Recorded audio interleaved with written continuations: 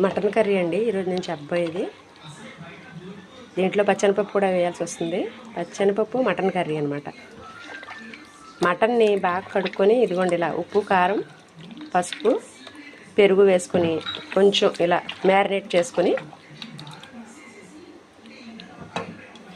చక్కగా మ్యారినేట్ చేసుకొని పక్కన ఉంచేసుకోవాలి. మూత పెట్టి పక్కన ఉంచేసుకోవాలండి కాసేపు.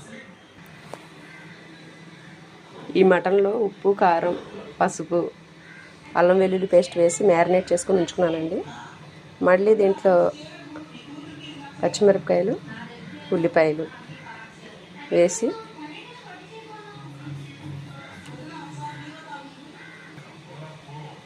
టమాటా ముక్కలు 2 టమాటాలు వేసి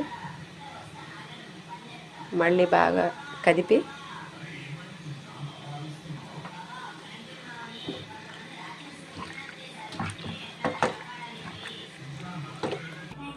మ్యారినేట్ చేసుకున్న దాంట్లో వేడి నీళ్ళు వేసుకోవాలండి.